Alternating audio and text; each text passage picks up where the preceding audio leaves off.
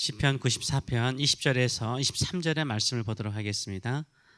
오늘 이 말씀을 가지고 구원의 확신과 함께 또 다른 확신은 무엇인가, 구원의 확신과 함께 또 다른 확신은 무엇인가 라는 제목으로 같이 은혜를 나누기를 원합니다. 시편 94편은 1절에서 말하는 것처럼 하나님은 악인을 심판하시는 하나님, 복수하시는 하나님이시라는 것이 주제입니다. 그래서 1절과 마지막 23절이 악인에 대한 복수로 시작하여서 악인에 대한 심판으로 마무리되고 있습니다. 요한계시록을 좀 좁게 보면은 하나님을 대적하는 세상과 적그리스도, 사탄에 대한 심판으로 볼 수가 있습니다. 요한계시록에 나오는 수많은 재앙과 천재지변은 세상을 향한 하나님의 심판으로 묘사되어 있습니다.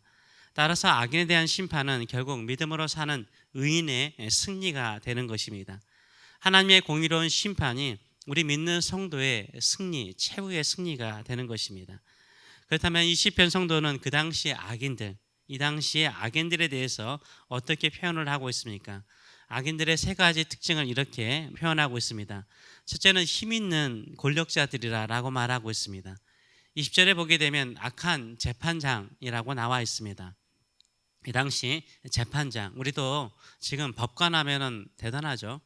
라클랜드 카운티에서 법관을 하셨던 분인데, 필리핀 분이신데 이분이 타고 다니는 차가 대단한 차더라고요. 벤츠 타고 다니셨는데 더 좋은 거를 타고 다니시더라고요. 그만큼 사회적으로 법관 하면은 높은 위치에 있는 사람들입니다.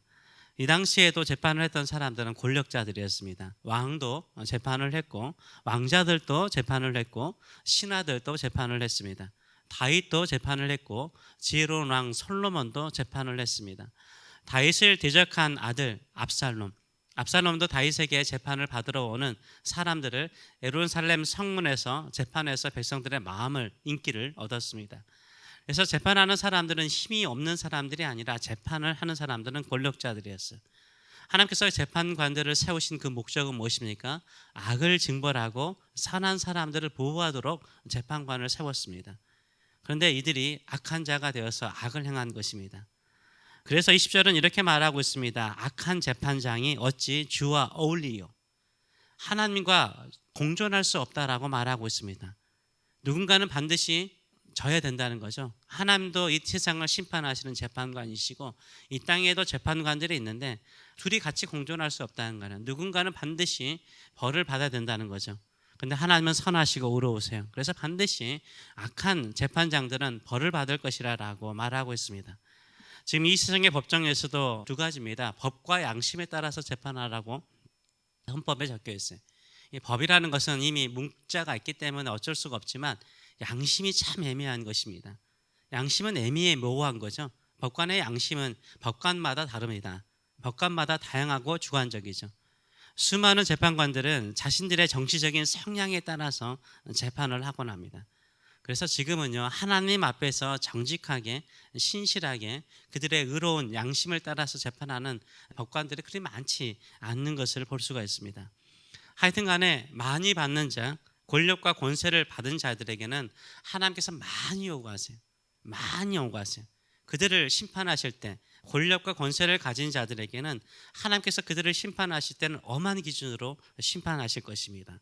두 번째로는 율법을 이용한다는 것입니다. 이 악인들이 율법을 이용해요.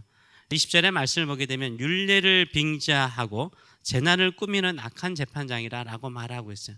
이 율례는 율법을 말합니다. 율법을 이용해서 자신들의 악을 합리화시킵니다. 솔직히 법을 잘 아는 사람이요, 법망을 잘 피해가죠. 악을 행하고 죄를 범해야 돼요. 이 법의 허점을 이용해서 잘 피해가 버립니다.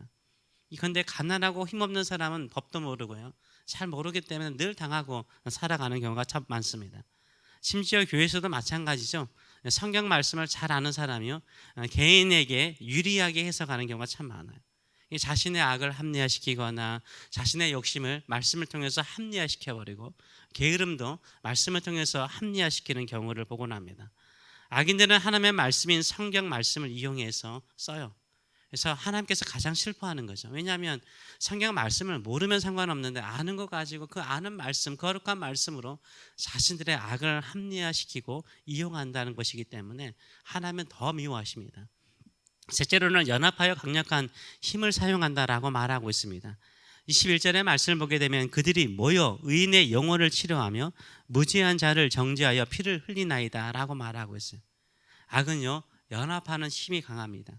이상하게 악한 사람들은 잘 연합해요. 깡패 영화 보게 되면 그런 말 많이 하잖아. 의리. 이 깡패들은요, 의리라는 말을 참 강조해요. 악한 사람들은요, 의리를 뭉쳐요. 그래서 악을 행해요. 선을 위해서 의리 주장하면 참 멋있는데요, 악을 위해서 의리를 강조해요. 그래서 악한 일을 행합니다.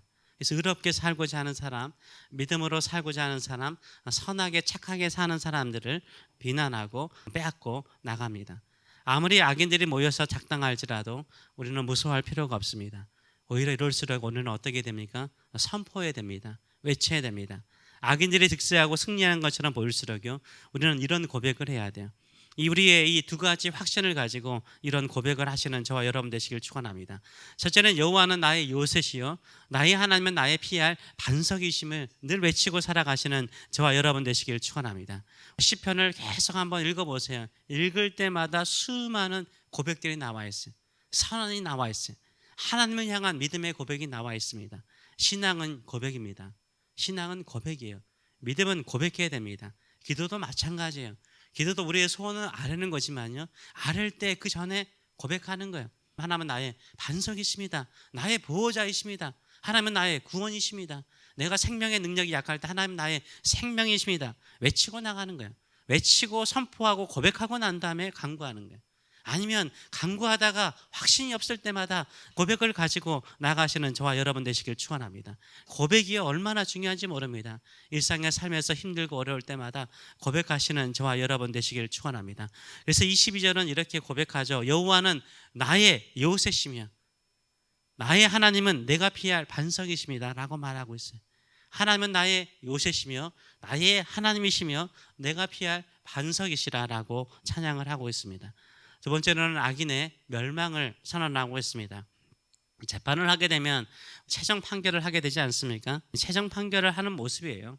재판석에 누가 앉아 계시죠? 하나님이 앉아 계시고 피고인석에요, 악인들이 앉아 있어요. 그리고 검사석에 누가 앉아 있습니까? 믿음대로 사는 의인들이 앉아 있는 거예요. 성도들이 앉아 있는 거예요. 그런데 이 모습은요, 요한계시록에도 나와 있어요. 요한계시록에도 하나님께서 영광의 보좌에 앉아 계시고 그 검사석에 앉아 있는 것처럼 수많은 성도들이요, 뭐라고 말합니까? 우리의 신원, 우리의 원한을 갚아달라고. 이 땅에서 우리가 믿음으로 살면서 세상과 저 그리스도와 수많은 사람들에게 당하였던 우리의 핍박과 고난을 기억하시고 심판하소서라고 외치지 않습니까? 이런 모습을 나타내고 있는 거예요. 진정한 재판장이신 하나님께서 이제 악인에 대해서 최종 판결을 내려주시옵소서라고 외치고 있는 거죠. 그게 바로 마지막 절입니다. 그들의 죄악을 그들에게 되돌리시며 그들의 악으로 말미암아 그들을 끊으시리니 여호와 우리 하나님이 그들을 끊으시리로다. 하나님께서 그들을 끊어버리신다, 그들을 심판하신다라는 것을 두 번이나 강조하고 있어요. 하나님께서 진정한 재판장께서 그들을 판결하시고 그들을 망하게 할 것이라 라고 외치고 있습니다. 그래서 성도들에게는 두 가지 확신이 있어야 됩니다. 첫째는 내가 반드시 구원받을 것이라는 구원의 확신입니다. 또한 악인들이 반드시 심판받을 것이라는 심판의 확신입니다. 이런 확신이 있을 때요, 우리는 악한 길을 가지 않아요. 그렇죠? 내가 선언했어요. 악인들은 하나님이 반드시 심판할 것이다. 죄를 지으면 하나님께서 반드시 심판할 것이다. 그것을 통해서 나의 구원을 완성시켜 줄 것이라는 확신이 있는 사람은요, 악에 가지 않아요. 악을 짓지 않습니다. 악인들이 힘이 있고 권력을 가지고 연합하여 더 형통한 것처럼 보일지라도 하나님은 그들과 함께 할 수가 없어요. 하나님 아니면 악인 중 하나는 멸망하게 돼 있습니다. 근데 누가 이길까요? 하나님이 반드시 이기세요. 악은 반드시 망하게 돼 있습니다.